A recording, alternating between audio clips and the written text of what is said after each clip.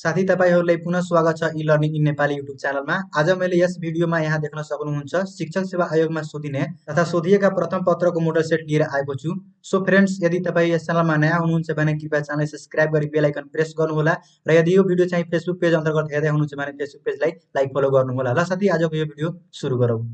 ल साथी, प्रश्न यस प्रकार रहेको छ। प्रश्न नम्बर 1 मा रहेको छ, सूर्यमण्डलमा नपर्ने तलका मध्ये कुन हो?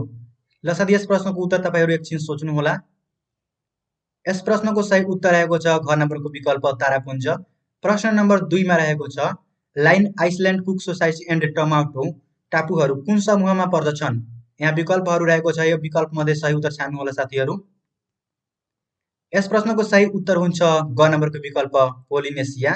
लागू भएको प्रश्नतर्फ प्रश्न नम्बर 3 मा रहेको छ, विश्वको सबैभन्दा ठूलो नदी कुन हो? यस प्रश्नको उत्तर एकछिन तपाईहरु सोच्नु होला। यस प्रश्नको सही उत्तर हुन्छ ग नम्बरको विकल्प अमेजन। फेरि यहाँ अर्को प्रश्न रहेको छ 4 नम्बरमा, कोशी, गण्डकी र कर्णाली कुन स्तरका नदी हुन्? यहाँ विकल्पहरू रहेको छ, यो विकल्प मध्ये सही उत्तर छान्नुहोस् साथीहरु। यस प्रश्नको सही उत्तर हुन्छ क नम्बरको विकल्प पहिलो। लागू भएको प्रश्नतर्फ प्रश्न नम्बर 5 मा रहेको छ, 20,000 ताल कहाँ पर्दछ? यो प्रश्नको सही उत्तर एकछिन सोच्नु होला साथीहरु। यस प्रश्नको सही उत्तर हुन्छ ग नम्बरको विकल्प चितवन। ल साथी, यहाँ अर्को प्रश्न रहेको छ 6 नम्बरमा, कार्यालय समय 10 देखि 4 कायम गर्ने राणा प्रधानमन्त्री को हुन्? यस प्रश्नको सही उत्तर एकछिन सोच्नु होला साथीहरु। यस प्रश्नको सही उत्तर हुन्छ ग नम्बरको विकल्प भीम शमशेर। यहाँ अर्को प्रश्न रहेको छ 7 नम्बरमा, नेपालको हालको राष्ट्रिय गानको संगीत संयोजन को द्वारा गरिएको छ? यहाँ विकल्पहरू रहेको छ। यस प्रश्नको सही उत्तर हुन्छ ग नम्बरको विकल्प अम्बर गुरुङ। लागू भएको प्रश्नतर्फ प्रश्न नम्बर 8 मा, राष्ट्रिय अभियानका रूपमा नेपाल पर्यटन वर्ष कहिले मनाइयो? यस प्रश्नको सही उत्तर एकछिन सोच्नु होला साथीहरु। यस प्रश्नको सही एन्सर हुन्छ ख नम्बरको विकल्प सन् 2011। लागू भएको प्रश्नतर्फ प्रश्न नम्बर 9 मा रहेको छ, नेपालको पहिलो चुरोट कारखाना कुन हो? यस प्रश्नको उत्तर एकछिन सोच्नु होला साथीहरु। यस प्रश्नको सही एन्सर हुन्छ घ नम्बरको विकल्प नेपाल चुरोट कारखाना। प्रश्न नम्बर 10 मा रहेको छ, अस्पतालमा डाक्टरसँग लाग्ने डरलाई के भनिन्छ? यस प्रश्नको सही उत्तर एकछिन सोच्नु होला साथीहरु। यस प्रश्नको सही एन्सर हुन्छ ग नम्बरको विकल्प ल्याट्रोफोबिया। ल साथी, यहाँ अर्को प्रश्न रहेको छ 11 मा, वस्तुको तौल निम्न मध्ये कुन ठाउँमा लगियो भने उल्लेखनीय किसिमले वृद्धि हुन्छ? यस प्रश्नको सही उत्तर एकछिन सोच्नु होला। यस प्रश्नको सही एन्सर हुन्छ ख नम्बरको विकल्प भूमध्य रेखाबाट ध्रुव बिन्दुमा। र यहाँ अर्को प्रश्न रहेको छ 12 मा, जैविक विविधता दिवस कहिले मनाइन्छ? यहाँ विकल्पहरू रहेको छ, यस प्रश्नको सही उत्तर एकछिन सोच्नु होला। यस प्रश्नको सही उत्तर हुन्छ क नम्बरको विकल्प मे 22 मा। अर्को प्रश्न यस प्रकार रहेको छ 13 मा, भारतभन्दा पछि नेपालको दौत्य सम्बन्ध कायम भएको पहिलो सार्क राष्ट्र कुन हो? यस प्रश्नको सही उत्तर एकछिन सोच्नु होला। यस प्रश्नको सही उत्तर हुन्छ ख नम्बरको विकल्प श्रीलङ्का। अर्को प्रश्न रहेको छ 14 मा, नेपालको कति प्रतिशत भूभागलाई कृषि योग्य भूमिका रूपमा लिइन्छ? यहाँ विकल्पहरू रहेको छ, यस प्रश्नको सही उत्तर एकछिन सोच्नु होला। यस प्रश्नको सही एन्सर हुन्छ ग नम्बरको विकल्प 17.79%। अर्को प्रश्न यहाँ 15 मा रहेको छ, निजीकरणलाई के को उपजको रूपमा लिइन्छ? यहाँ विकल्पहरू रहेको छ, यस प्रश्नको सही उत्तर एकछिन सोच्नु होला। यस प्रश्नको सही उत्तर हुन्छ क नम्बरको विकल्प आर्थिक उदारीकरण। अर्को प्रश्न यहाँ रहेको छ 16 मा, खण्ड ख मा, यहाँ विषय शिक्षा सम्बन्धी आधारभूत ज्ञान, जसमध्ये चाहिँ 20 वटा प्रश्न आउँछ 2 अङ्क दरले, जम्मा यहाँ 40 अङ्क हुनेछ। यसको फर्स्ट प्रश्न रहेको छ यस प्रकार 16 मा, एसएलसी मा पूरक परीक्षाको व्यवस्था कहिलेदेखि बन्द भएको थियो हो? यस प्रश्नको सही उत्तर एकछिन सोच्नु होला। यस प्रश्नको सही उत्तर हुन्छ ग नम्बरको विकल्प विगत सम्म 2023 मा। अर्को प्रश्न यस प्रकार रहेको छ 17 मा, शिक्षा मन्त्रालयको स्थापना कहिले भएको थियो? यस प्रश्नको सही एन्सर हुन्छ ख नम्बरको विकल्प विक्रम सम्म 2007 मा। अर्को प्रश्न रहेको छ 18 मा, यहाँ मनोविज्ञानले व्यवहारको अध्ययन गर्दछ भन्ने त्यसलाई परिमार्जन कसले गर्दछ? यस प्रश्नको सही उत्तर एकछिन सोच्नु होला। यस प्रश्नको सही उत्तर हुन्छ ग नम्बरको शिक्षाले। अर्को प्रश्न 19 मा यहाँ रहेको छ, किशोर अवस्थाको विशेषता तलका मध्ये कुन होइन? यस प्रश्नको सही उत्तर एकछिन सोच्नु होला। यस प्रश्नको सही एन्सर हुन्छ ख नम्बरको विकल्प वास्तविकताको उमेर हो। अर्को प्रश्न रहेको छ 20 मा, बालबालिकाको शरीरको तौल र उचाइमा आउने परिवर्तनलाई के भनिन्छ? यस प्रश्नको सही उत्तर एकछिन सोच्नु होला। यस प्रश्नको सही एन्सर हुन्छ ख नम्बरको विकल्प वृद्धि। अर्को प्रश्न रहेको छ 21 मा, सिकाइमा प्रभाव पार्ने प्रमुख तत्व तलको कुन हो? यस प्रश्नको सही एन्सर हुन्छ ग नम्बरको विकल्प व्यक्तित्व। अर्को प्रश्न रहेको छ यहाँ 22 मा, कक्षा कोठामा शिक्षण गर्दा विद्यार्थीलाई कुनै पनि कार्य गर्न तत्पर बनाउन तलका मध्ये कुनसँग सम्बन्धित छ? यस प्रश्नको सही उत्तर एकछिन सोच्नुहोला। यस प्रश्नको सही एन्सर हुन्छ ग नम्बरको विकल्प उत्सुक। अर्को प्रश्न रहेको छ यहाँ 23 मा, थर्नडाइकले प्रयत्न र भूल सिकाइ सिद्धान्तमा कुन प्राणीको प्रयोग गरेका थिए? यहाँ विकल्पहरू रहेका छन्, तपाईहरु यस प्रश्नको सही उत्तर एकछिन सोच्नुहोला। यस प्रश्नको सही एन्सर हुन्छ घ नम्बरको विकल्प माथिका सबै।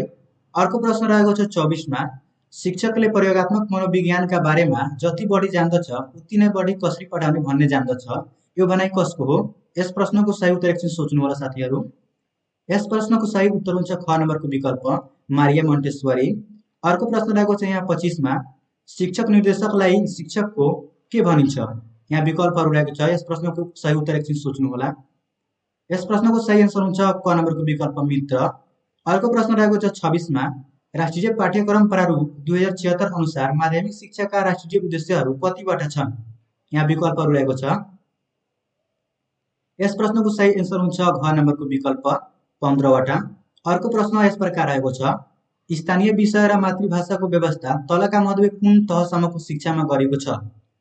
यस प्रश्नको सही उत्तर एकछिन सोच्नुहोला साथीहरु। यस प्रश्नको सही एन्सर हुन्छ ग नम्बरको विकल्प आधारभूत शिक्षाको कक्षा 1 देखि 8 सम्म।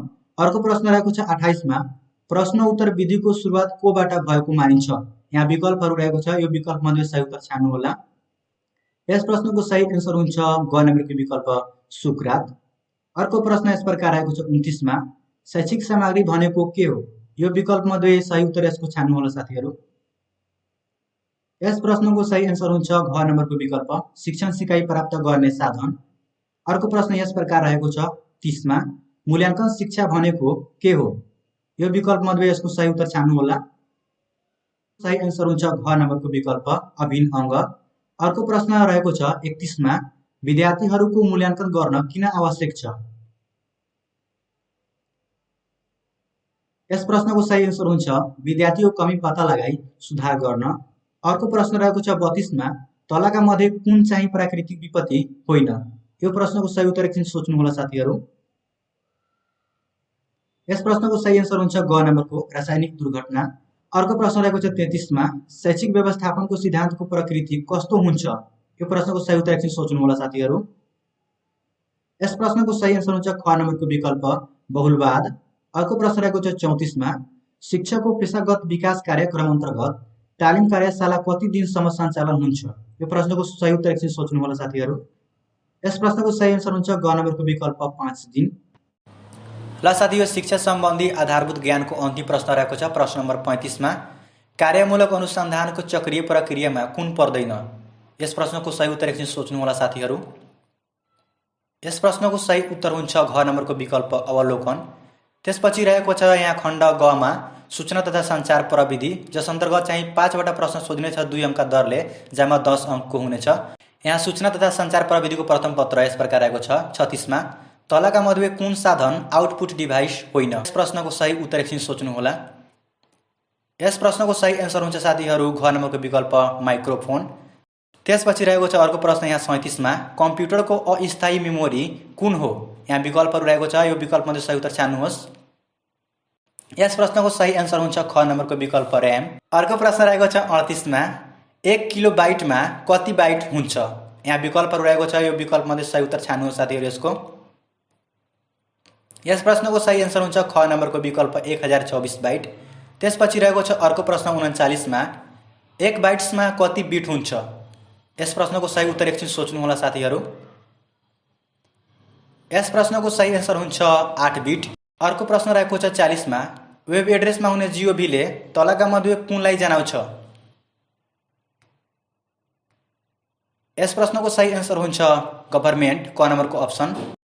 यसपछि साथी अब खण्ड घ स्टार्ट हुन्छ। यसमा चाहिँ संविधान तथा शिक्षा सम्बन्धी ऐन तथा नियमहरूबाट 5 वटा प्रश्न सोधिनेछ 2 अङ्कका दरले, जसमा चाहिँ यहाँ पहिलो प्रश्न रहेको छ, नेपालको संविधान 2072 मा कति भाग धारा र अनुसूचित छन्?